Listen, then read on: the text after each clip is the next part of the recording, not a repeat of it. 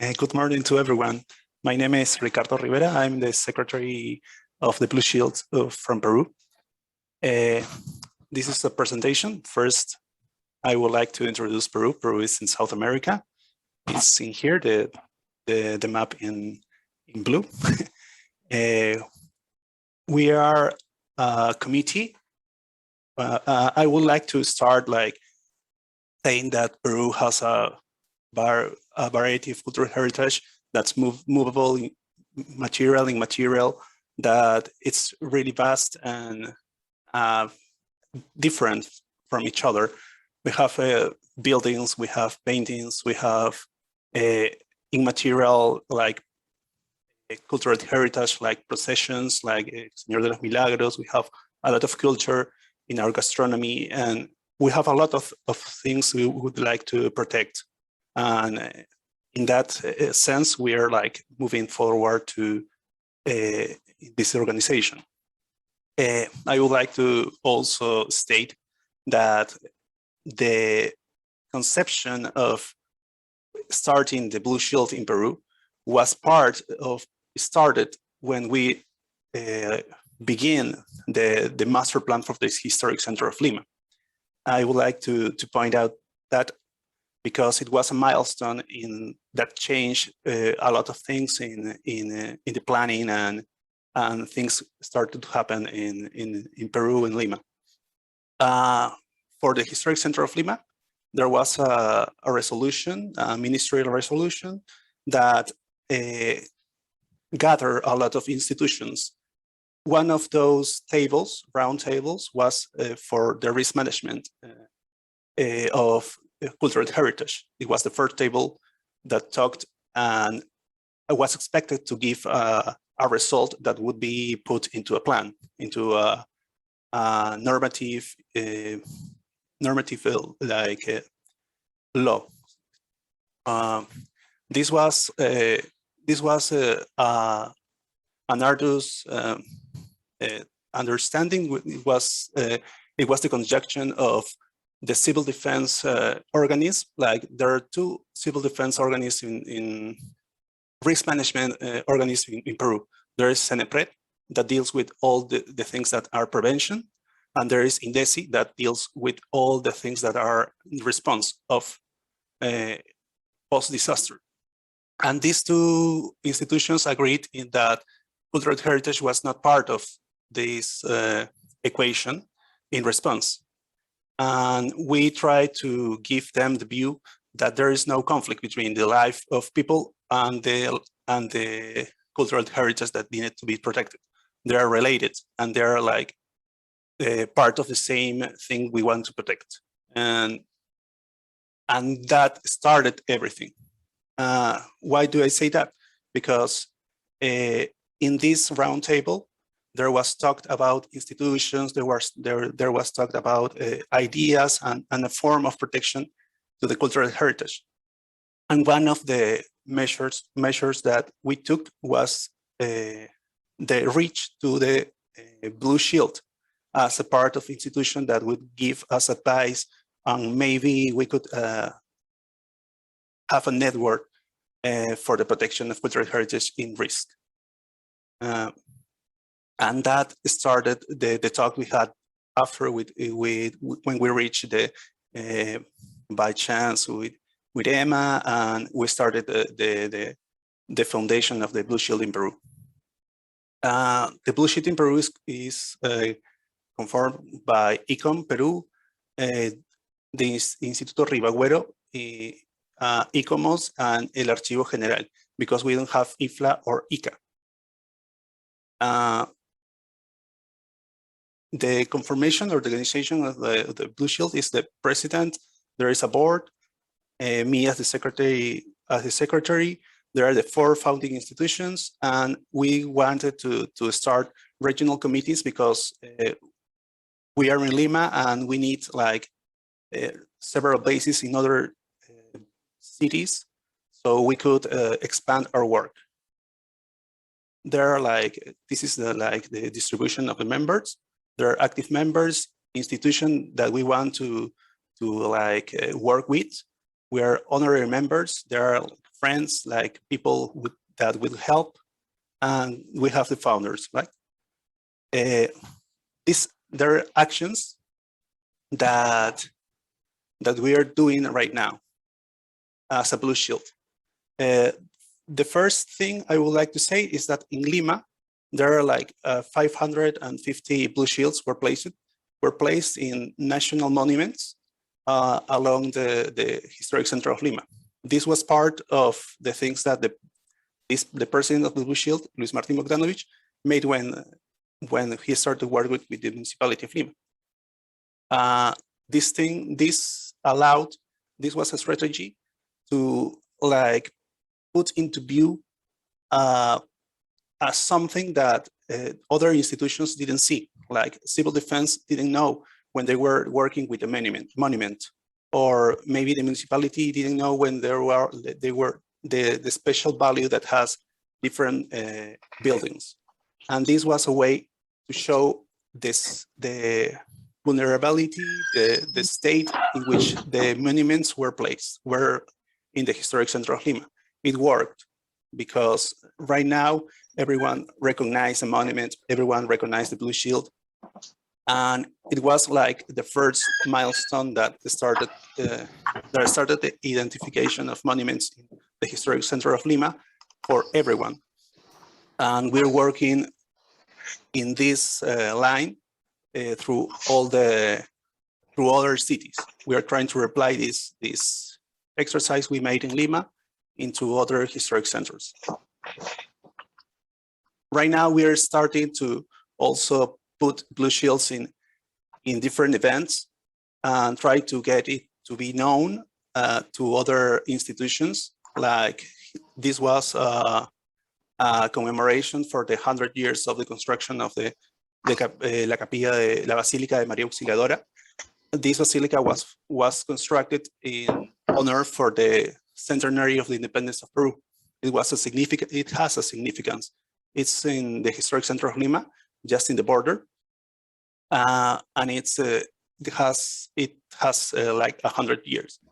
In this ceremony participated the president of the Blue Shield, participated the Ministry of Culture, the Vice Minister, and the Mayor of Lima. So it was a well-known activity that was that put us into the spotlight for a moment and allow us to keep working. Right now, we are trying to position ourselves as an institution that will help other institutions, other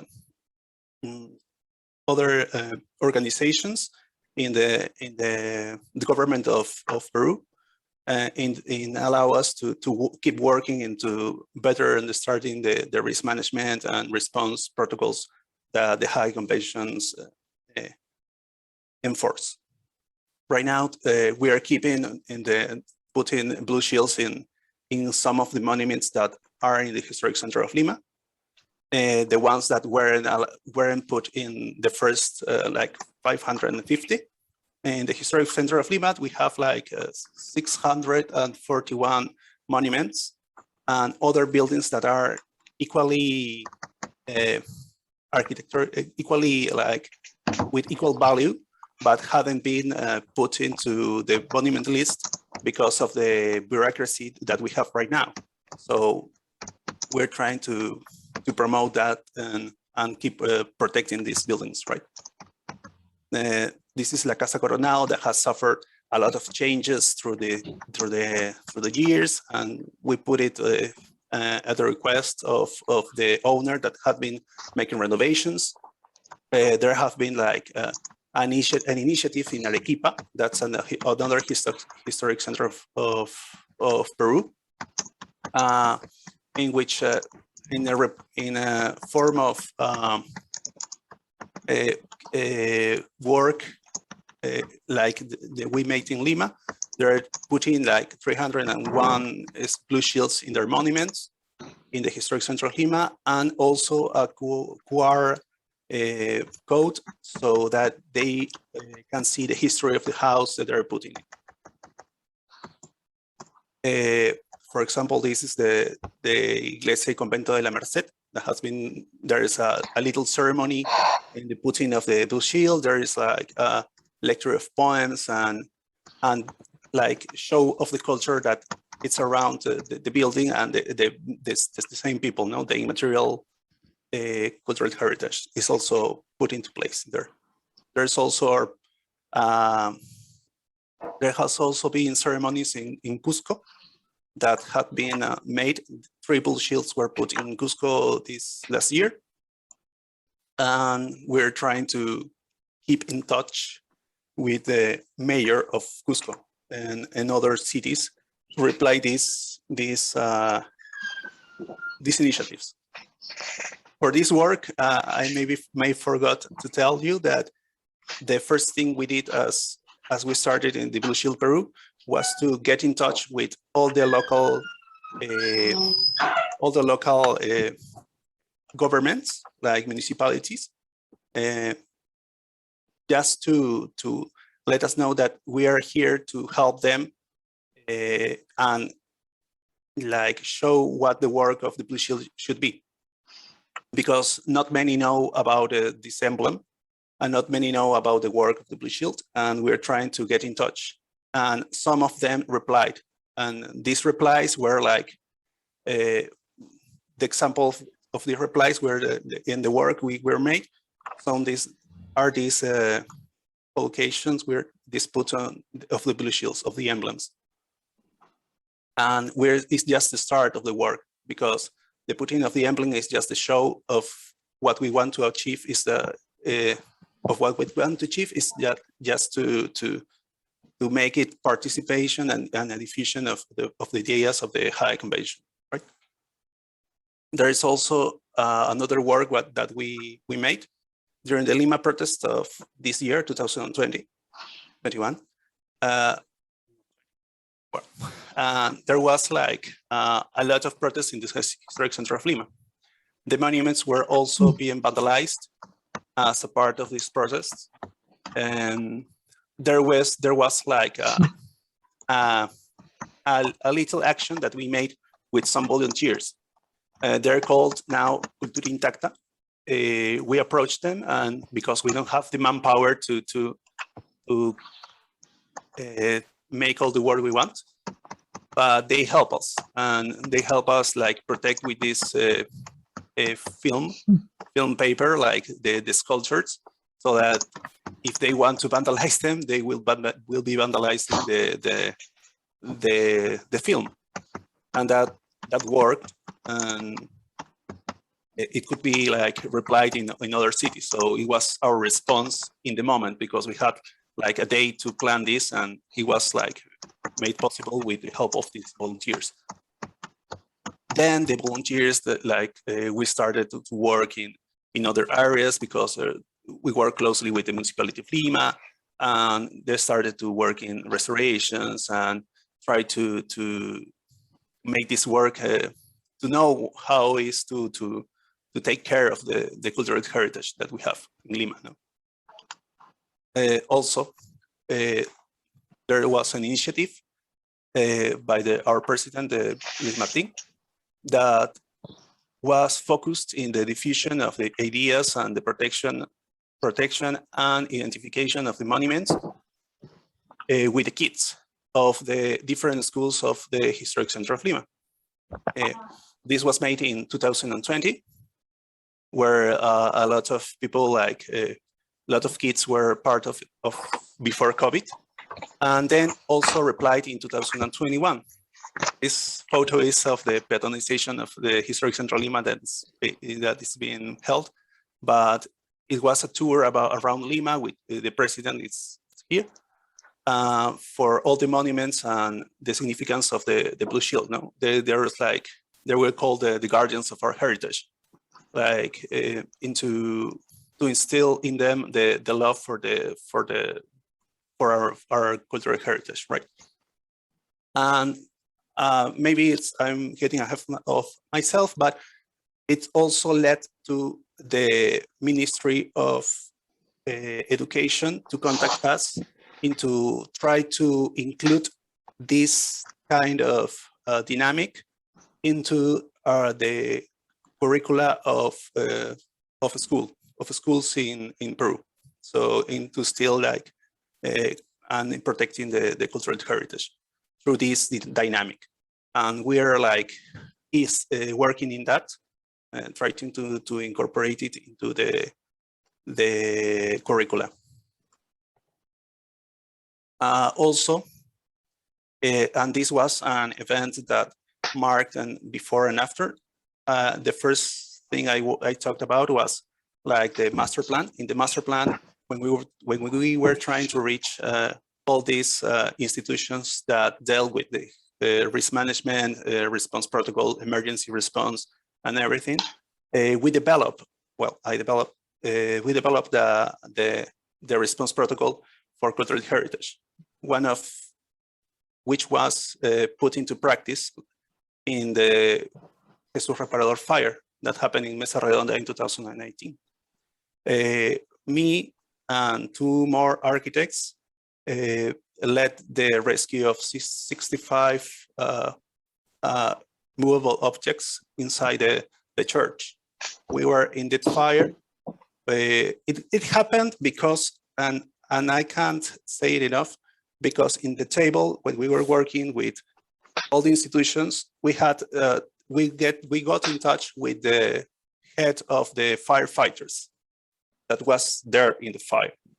So when we went and said to him that we wanted to implement our protocols, he was ready to accompany us and help us. And also, because we worked in the municipality of Lima, all the municipality got into line to help us to get these objects out of the church. The fire consumed in here like 2 monuments completely, and Jesus Reparador could take out their objects from the church.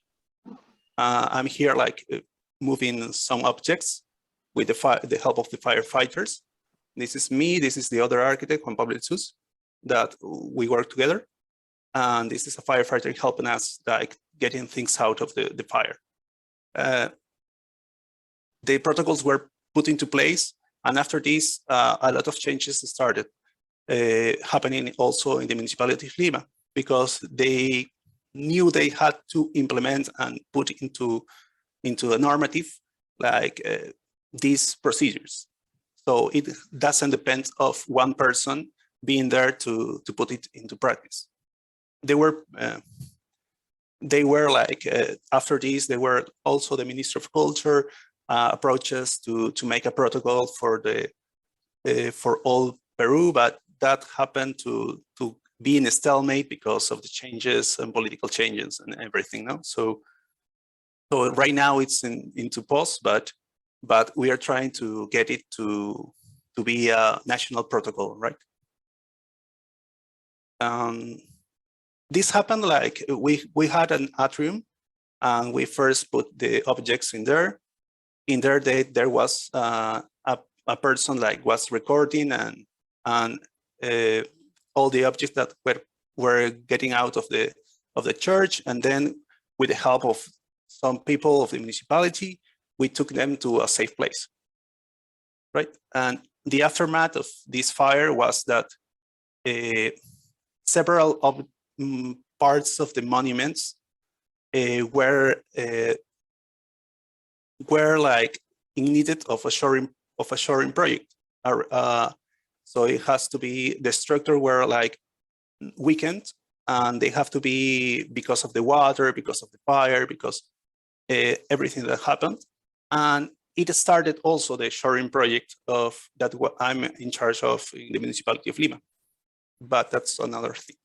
And because of the protocols also stated that after the fire, after the emergency, it should be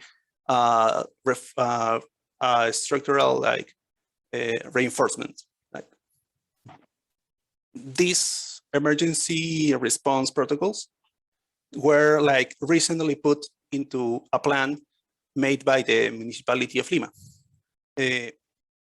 where they stated, and I included, that the Blue Shield Peru or Blue Shield International could be a part of the first responders after an emergency that affects all Lima.